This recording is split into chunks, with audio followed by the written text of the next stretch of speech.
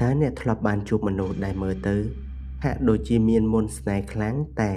បែរជាមានចិត្តដាច់និងចូលចិត្តបង្កប់បញ្ជាអ្នកដទៃដែរឬទេនៅក្នុងពិភពចិត្តវិទ្យាមនុស្សប្រភេទ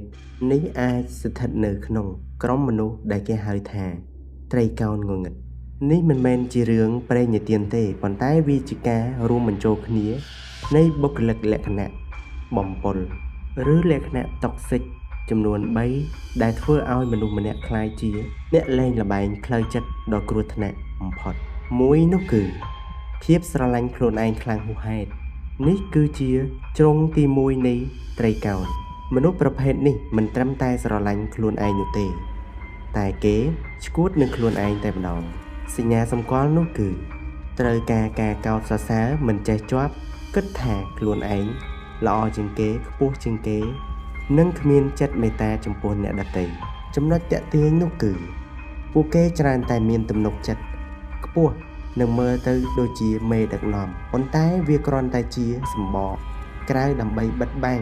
ភាពទទេស្អាតនៅខាងក្នុងតែប៉ុណ្ណោះទី2នោះគឺភាពប៉ុនប្រសពក្នុងការប្រើល្បិចនិងការបោកប្រាស់សម្រាប់ពួកគេលទ្ធផលសំខាន់ជាងមធ្យោបាយសញ្ញាសម្គាល់នោះគឺចូលចិត្តរៀបចំផែនការសម្ងាត់ប្រើល្បិចកិច្ចកលដើម្បីទាក់ទាញយកផលប្រយោជន៍ពីអ្នកដទៃនិងមិនខ្វល់ពីសិលធម៌ចំណុចទាក់ទាញនោះគឺពួកគេឆ្លាតត្រជាក់ត្រជុំនិងពូកែសង្កេតចំណុចខ្សោយរបស់អ្នកដទៃដើម្បីយកមកធ្វើជាឈ្នាន់ទី3នោះគឺលក្ខណៈដែលមានចិត្តដាច់នេះគឺជាជ្រុងដែលគួរឲ្យខ្លាចបំផុតវាបង្ហាញពីភាពសាហាវនិងមិនខ្វាយខ្វល់ពីអារម្មណ៍ឈឺចាប់របស់អ្នកដទៃសញ្ញាសម្គាល់នោះគឺចូលចិត្តធ្វើអ្វីតាមតែទំនើងចិត្តមិនចេះខ្លាចញញើតនិងមិនដែលមានអារម្មណ៍ខុសក្រោយពេលធ្វើបាបអ្នកដទៃឡើយចំណុចតាក់ទាញនោះគឺពួកគេអាចជាមនុស្សដែលមានមន្តស្នេហ៍ខ្លាំងដែលធ្វើឲ្យអ្នកជឿជាក់រហូតដល់ខ្លួនមិនរួចចុះហេតុអ្វីបានយើងចាំបាច់គួរយល់ដឹងពីពួកគេការស្គាល់ពីត្រីកោណងងឹតមិនមែនដើម្បីឲ្យយើងទៅវិនិច្ឆ័យអ្នកដទៃលេងនោះទេប៉ុន្តែដើម្បីការពារខ្លួនឯងនិងទប់ទល់នឹងមនុស្សប្រភេទនេះ1ការប្រើប្រាស់អ្នកនៅពេលអ្នកអស់តម្លៃពួកគេនឹងបោះបង់អ្នកចោលដោយមិនសោកស្ដាយ2បំផ្លាញទំនុកចិត្ត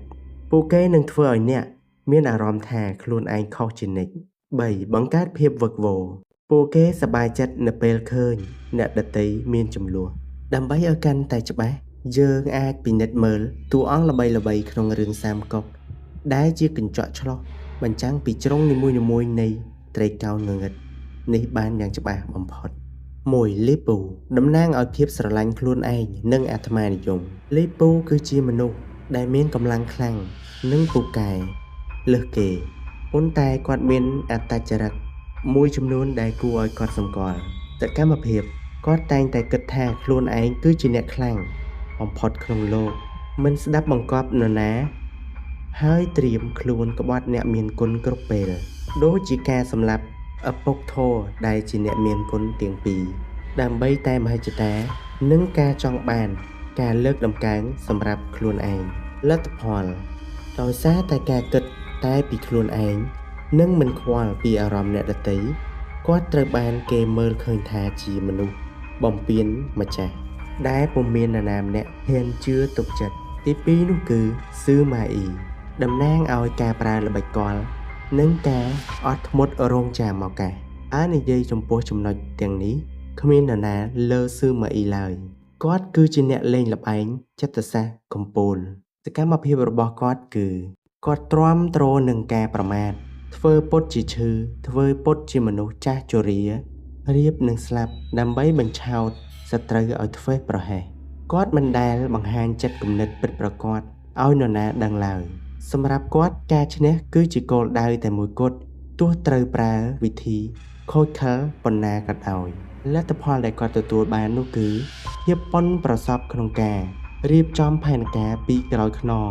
នេះហើយដែលធ្វើឲ្យអំណាចទាំងអស់ធ្លាក់មកលើត្រកូលស៊ឺម៉ារយៈពេលវែងឆ្ងាយហើយម្នាក់ទៀតនោះគឺឆាវតំណាងឲ្យភាពដែលមានចិត្តដាច់ទោះបីជាឆាវជាមេដឹកនាំដ៏ខ្លាំងពូកែ ប៉ុន្តែសកម្មភាពខ្លះរបស់គាត់បានឆ្លុះបញ្ចាំងដែលមានសភាពចិត្តដាច់សកម្មភាពរបស់គាត់នោះគឺពេលគាត់សម្លាប់គ្រួសារសាច់ញាតិរបស់ខ្លួនឯងដោយតែការសង្ស័យខុសទោះដឹងថាខ្លួនឯងសម្លាប់មនុស្សខុសហើយក៏គាត់មិនត្រឹមតែមិនសោកស្ដាយទេថែមទាំងនិយាយពោលពាក្យស្លោកដ៏ល្បីល្បាញទៀតថាសុខចិត្តឲ្យខ្ញុំក្បត់មនុស្សក្នុងលោកក៏មិនឲ្យមនុស្សក្នុងលោកក្បត់ខ្ញុំដែរផលដែលយើងអាចសង្កេតមើលឃើញនោះគឺភាពគ្មានវិបដិសារីធ្វើឲ្យគាត់អាចធ្វើការសម្រេចចិត្តបានយ៉ាងសាហាវឃោរឃៅដើម្បីរក្សាសុវត្ថិភាពនិងអំណាចរបស់គាត់ដោយមិនរុញរាលើកដៃកាប់ប្រហារបង្ហូរឈាមនៅក្នុងរឿងសាមកុកយើងឃើញថាអ្នកដែលមានត្រីកោណងងឹតទាំងនេះច្រើនតែជាអ្នកដែលមានអំណាចខ្លាំងប៉ុន្តែចំណុចខ្សោយរបស់ពួកគេគឺភាពឯកោគ្មាននរណាម្នាក់ចង់នៅក្បែរមនុស្សដែលត្រៀមខ្លួនតែនឹងក្បត់គ្រប់ពេលនោះទេ